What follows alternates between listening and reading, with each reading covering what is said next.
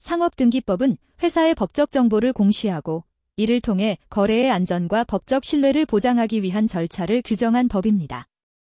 회사를 포함한 상인들이 이 회사는 이렇게 존재해요 라고 세상에 공식적으로 자신을 드러내는 절차를 규정한 법이며 회사 설립, 본점 이전, 이사의 변경, 해산 같은 중요한 사항들을 상업등기부라는 공적인 기록에 남겨서 누구나 확인하고 믿고 거래할 수 있도록 해주는 제도라고 할 수 있습니다.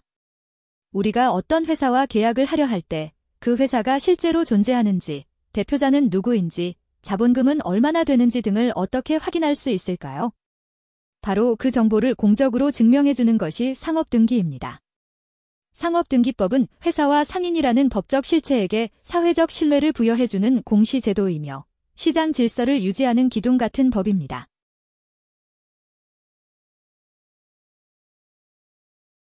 상업등기법은 총 5장으로 구성되어 있습니다. 먼저 제1장 총칙에서는 상업등기의 목적과 기본 용어를 정의하고 등기의 접수 시기와 효력 발생 시기에 대해 규정하고 있습니다. 제2장 등기소와 등기관에서는 등기소의 관할 구역, 업무 처리 주체로서의 등기관, 그리고 등기소 기능이 일시적으로 중단되었을 때의 조치 등에 대해 규정하고 있습니다.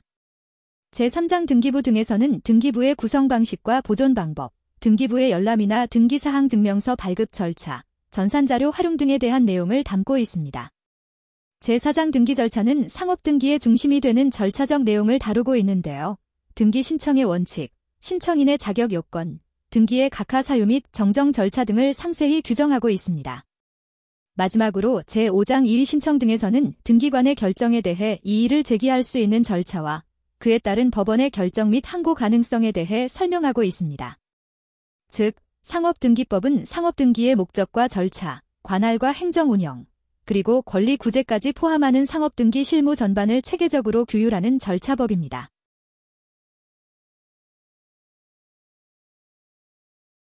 비송사건 절차법은 분쟁을 해결하는 재판이 아니라 분쟁이 아닌 사안에 대해 법원이 절차적으로 처리하는 사건을 규율하는 절차법입니다.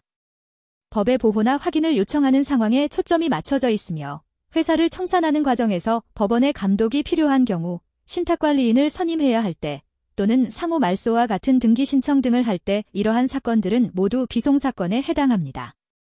이러한 절차에서는 당사자 간의 갈등 해결이 중심이 아니라 공익보호나 법질서 유지가 주요 목적이 됩니다. 이 법에 따른 재판은 판결이 아닌 결정의 형식이며 결국 비송사건 절차법은 크게 다투지 않되 중요한 질서를 조용히 조율해주는 절차법이라고 할 수 있습니다.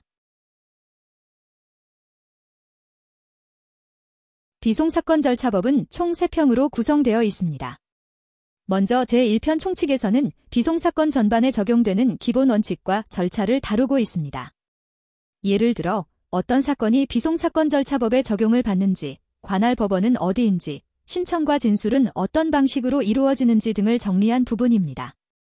이는 전체 비송 절차의 틀을 잡는 기본적인 절차적 규범이라고 할 수 있습니다. 제2편은 민사 영역에 속하는 비송 사건들을 다루고 있습니다. 구체적으로는 다음과 같은 사건들이 포함됩니다.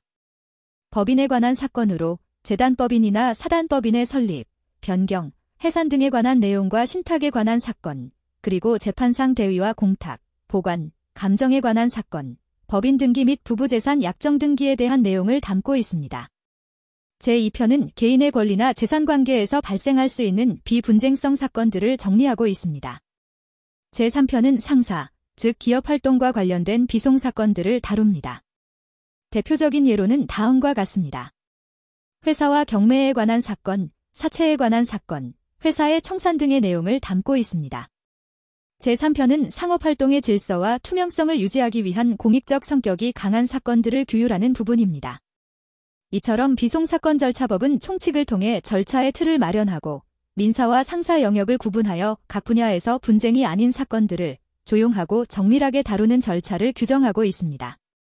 결국 이 법은 사적 질서의 평화로운 유지와 공익적 질서의 보장을 동시에 지향하는 절차 중심의 조율법이라고 할 수 있습니다.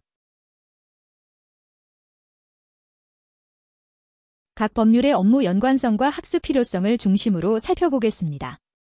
먼저 상업등기법은 상업등기 대행 실무의 핵심이 되는 법입니다.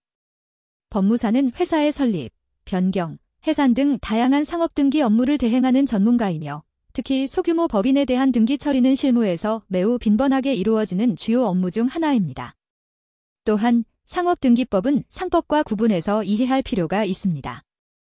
상법이 회사의 조직과 운영 등 실체적인 부분을 다룬다면 상업등기법은 그러한 조직의 형성과 변경을 외부에 공시하는 절차를 다룹니다. 실무에 정확하게 적용하기 위해서는 이처럼 절차 중심의 법인 상업등기법을 별도로 학습하는 것이 필수적입니다. 다음으로 비송사건 절차법은 비송사건에 대한 법무사의 대리권과 실무 능력과 직결되는 법입니다. 비송사건은 분쟁을 해결하는 소송이 아니라 법률적 지위를 확인하거나 정리하는 사건으로 이러한 사건에서 법무사는 당사자를 대리하거나 필요한 서류를 작성하는 역할을 맡습니다. 비송사건은 민사소송과는 전혀 다른 고유한 절차와 판단 기준을 가지고 있기 때문에 해당 절차법에 대한 정확한 숙지 없이 실무를 수행하게 되면 법적 오류가 발생할 위험이 큽니다. 특히 법무사는 이러한 비송 절차에서 필요한 신청서, 확인서, 의사록 등의 문서를 직접 작성하는 실무를 수행해야 하기 때문에 비송사건 절차법의 이해 정도가 곧 실무의 정확성과 직결됩니다. 이 법률은 법무사의 실무 역량의 근간이 되는 절차법이므로 이를 학습하는 것은 곧 법무사로서의 실질적 자격을 갖추는 첫걸음입니다.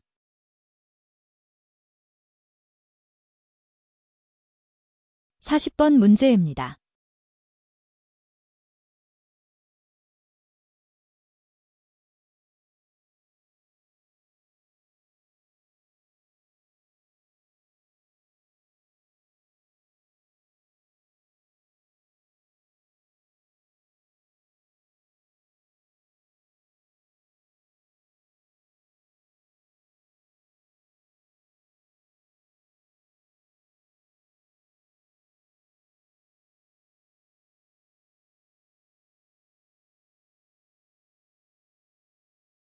이번 시간에는 주식회사 분할 시 신주인수권 부사채 또는 전환사채의 승계가 있는 경우 이러한 특수채권의 등기 절차가 어떻게 이루어져야 하는지, 그리고 실무자가 준비해야 할 첨부서류와 법적 기준에 대해 정리해 보겠습니다. 회사 분할은 단순한 조직 재편이 아니라 기존에 발행한 채권의 권리 의무 구조까지 함께 옮겨가는 복합 절차이기 때문에 이 부분을 간과하면 단순한 행정 절차 미비를 넘어서 회사의 채무관계, 채권자의 권리 행사, 나아가 재무 법률 리스크까지 발생할 수 있습니다. 먼저 다루는 채권은 신주인수권 부사채와 전환사채입니다. 이들은 단순한 일반 사채가 아닌 주식 전환 또는 신주인수와 연결되는 권리가 부여된 복합 금융상품이기 때문에 등기 절차에서도 그 특성이 고려되어야 합니다. 회사가 분할되면서 기존 회사가 발행한 사채의 권리와 의무가 신설회사 또는 분할 존속회사로 승계되는 상황을 전제로 합니다. 이 경우 등기는 반드시 분할 등기와 동시에 진행되어야 하며 사채권 승계 사실을 입증할 수 있는 서류를 함께 제출해야 합니다. 구체적으로는 다음과 같은 서류가 필요합니다. 사채의 승계 사실을 증명하는 서면으로 분할계획서, 분할계획서 승인의 주주총회의사록 등을 첨부하여 분할에 따른 각 등기 신청과 동시에 사채의 등기 신청을 진행해야 됩니다. 그러나 신주인수권 부사채의 승계에 관한 등기가 분할에 따른 각 등기 신청과 동시에 격려되지 못한 경우에는 등기 해태의 책임 여부는 변론으로 하고 사채의 승계가 있었다는 사실을 증명하는 서면을 첨부하여 분할에 따른 각 등기의 종료 후에라도 등기 신청을 할 수 있습니다. 보완 신청 시 첨부해야 할 서류로는 분할 당시의 분할계획서와 분할계획서, 승인의 주주총회의사록, 승계에 따른 세부사항을 정한 이사회의사록, 채권자 보호 절차의 이행을 증명하는 서면 등을 첨부해야 합니다. 이때 등기관은 신청인이 제출한 신청서와 각 첨부 서면, 당해 등기부 등을 심사자료로 하여 분할의 효력 발생 시점을 기준으로 신주인수권부 사채가 분할계획서에 따라 이전 승계되는 적극, 소극 재산에 포함되었는지를 조사하여 수리 여부를 결정하여야 합니다. 정리하자면 신주인수권부 사채나 전환사채는 단순한 부채가 아니라 권리와 자본의 성격이 결합된 복합금융상품입니다. 따라서 회사 분할 시에는 단순한 자산의 이동이 아니라 정확한 권리 승계 절차와 등기 처리가 필수적입니다. 실무자는 분할 계획 단계에서부터 사채의 승계 여부를 명확히 기재하고 동시 등기 원칙을 지키되 부득이한 경우에는 보완 서류를 준비하여 신속히 등기 신청을 마무리하는 것이 중요합니다. 감사합니다.